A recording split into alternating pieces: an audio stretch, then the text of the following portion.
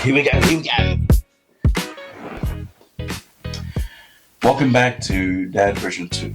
If you're new here, this channel started as a personal journey. It was never really about helping people first. It was about helping myself get from fat to fit through exercise and fitness.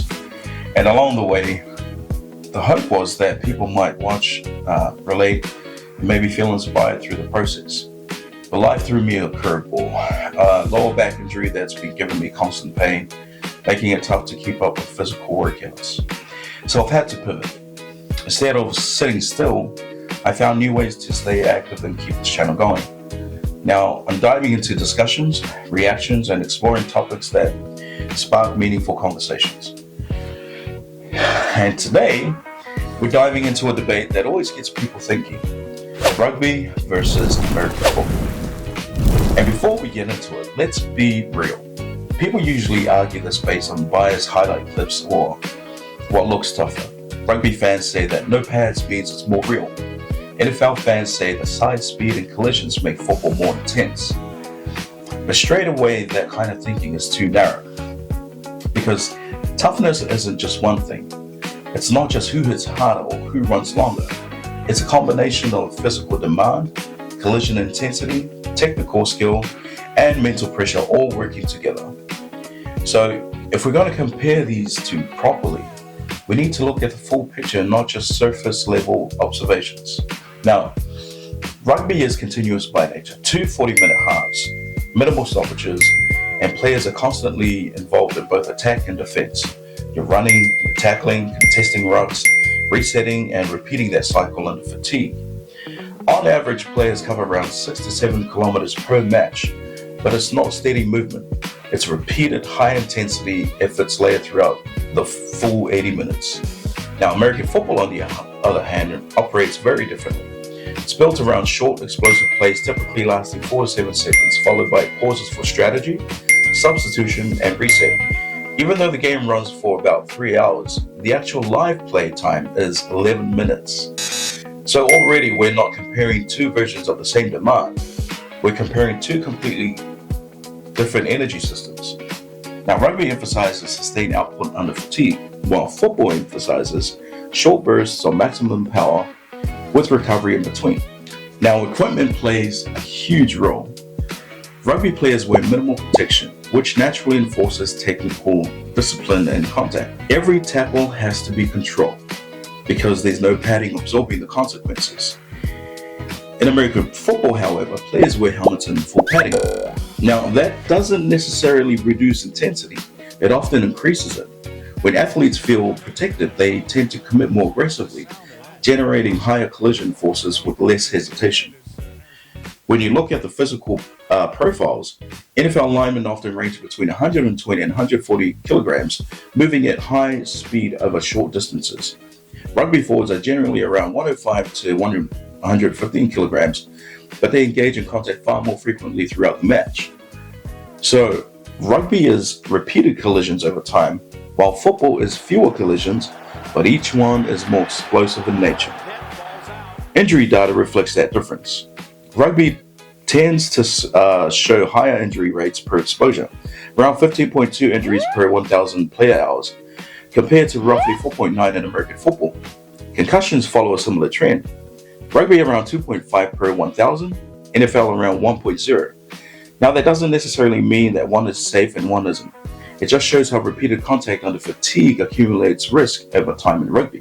Now, from a technical standpoint, American football is highly specialized.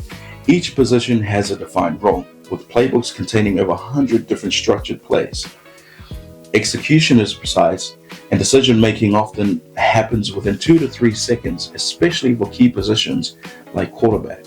Rugby is less segmented. Players are required to be more versatile, passing, tackling, kicking, and defending within the same flow of play. Decision-making is continuous and often unstructured, requiring a constant awareness and adaptation. And even in tackling, there's a difference in approach. Rugby tackles are typically more controlled, focusing on technique and safety, while NFL tackles are faster and more force-driven, often reaching higher collision velocities. Now, mentally, football relies heavily on structured cognition and preparation, while rugby relies more on adaptability and real-time problem solving under fatigue. Physically, rugby demands sustained effort across the full 80 minutes with elevated heart rates, repeated bursts layered throughout. Football demands peak power output in short intervals followed by recovery periods in between. So when you step back and look at it all together, the demands are clearly different, not just in intensity, but in structure and execution. Now, when it comes to crossover scenarios, if NFL athletes transitioned into rugby and fully adapted, their size and explosiveness would give them a physical advantage. On the other hand, rugby players transitioning to the NFL would bring versatility and endurance, but would face a system that requires extreme specialization and role-specific physical profiles. So neither side is automatically dominant. Adaptation plays a huge role. Now, here's where it gets deeper. And this is something people don't always factor in. The long-term value versus the physical cost. Because both sports carry risk. Injuries, concussions, joint wear, all of that is part of reality. But what you get in return financially is very different. In the NFL, salaries are significantly higher on average, with league minimums already in the hundreds of thousands, and many players earning millions annually. Top-tier contracts, endorsements, and league revenue create the opportunity for generational wealth. In professional rugby leagues, while top players are well compensated, the overall salary structure is lower, and the financial ceiling is not as high. This difference comes down to revenue models and market size. The NFL operates within a massive commercial ecosystem, especially in the United States, with substantial broadcast deals, sponsorships, and global viewership. Rugby, while international, it is distributed across multiple leagues and regions, which limits centralized revenue growth. So when you factor in physical demands, the injury risk, and the financial return, it naturally becomes part of the bigger decision-making picture, which raises a real question. Would you rather pursue a career where you may gain recognition and respect, but endure the significant physical wear with limited long-term financial return? Or choose a path where the physical demands are still extremely high, but the financial outcome allows you to secure stability, not just for yourself, but for your family and future generations.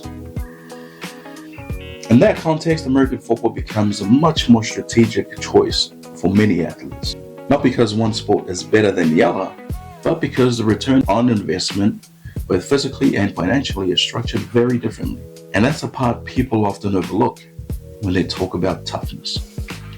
Because toughness isn't just about what you endure in the moment. It's also about what you're willing to trade and what you gain in the long run. So when we bring it all back to the original question, which sport is tougher? The reality is that question in itself is incomplete. Toughness isn't one-dimensional. It's a combination of collisions, endurance, skill, mental pressure, and long-term sacrifice. Rugby leans heavily into sustained effort and repeated contact over time. American football leans heavily into explosive power, precision, and high-impact collisions. So instead of trying to declare a single winner, it's more accurate to understand that these are two different systems designed to test toughness in different ways. And once you look at it through that lens, the debate becomes less about which is tougher and more about how each one defines toughness in its own way. So I hope you got something out of this little discussion here today and maybe gave you a little bit more perspective on both sports. One cannot bring the other down because they're two completely different sports. I hope you enjoyed that video and hope to catch you on the next one.